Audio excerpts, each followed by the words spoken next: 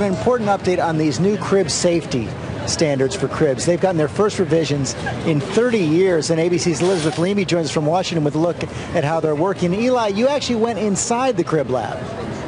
I sure did, George. Here's how things were. 32 babies had died and 11 million cribs had been recalled when the CPSC took action. So the new standards are a huge improvement. Now, not only do cribs have to be sturdier, they have to be tested to prove it.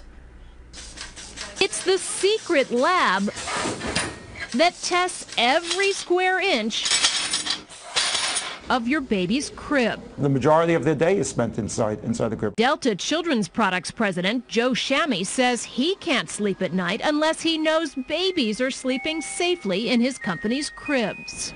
A crib is the one product where you're going to put your child to sleep and leave the room. That's why Delta puts its cribs through a series of punishing tests. Over here we have our crib shaker test. 72,000 times we are shaking this crib back and forth, trying to see if any screw loosens up. If a screw loosens up, we fail. So this would be the toddler from hell test? Is that what you call it? That's correct. This is Bam Bam on speed. And if Bam Bam the baby is a jumper, test 2 is a mattress support test just for that. This is simulating a 45-pound baby jumping up and down 3,000 times.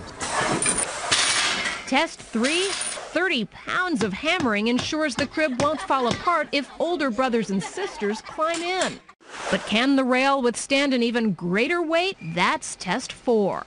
In this particular case, we're trying to emulate a parent putting their foot up and leaning over and talking to their child. We hang the crib, and then we add 100 pounds to the side, and we let it hang. Test 5 is just in case you've given birth to a bionic baby. This is the Bam Bam. We're going to hang 80 pounds on each one of the slats to make sure that they are strong. Okay. Make sure that Bam Bam doesn't pull at those slats and break them. They even have a sort of invisible test to check for lead and other heavy metals. This is a product that will keep your child safe and give you years of comfort.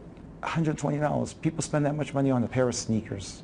Since June, all new cribs have been required to undergo testing like this. So it pains Joe to think of all the parents who put their children in old, used cribs. That is the #1 issue facing the industry. Parents buy used cribs from eBay to Craigslist to just a thrift shop. That is the most unsafe thing you can do for your child.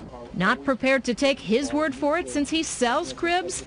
In fact, it's now illegal to sell old, outdated cribs. And yet we easily found hundreds for sale on the internet. So we bought a couple. We wanted to see how they would withstand today's rigorous testing.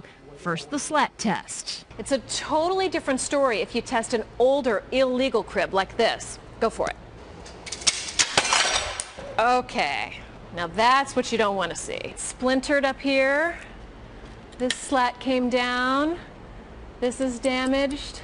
Now the rail test. After pounding on this crib just 35 times, the support hardware breaks free. That's why there are new standards and new tests to make sure babies and their parents can rest easy. And of course, crib manufacturers can really only do so much, and then they hand off responsibility to the parents, George. But Eli, what are the biggest mistakes that parents then make? Parents do make some critical mistakes, like assembling cribs incorrectly, using aftermarket hardware, even duct tape, putting cribs near cords. Things like these window blind cords that a baby can strangle on, power cords. Some people even put the baby monitor right next to the crib. Don't do that.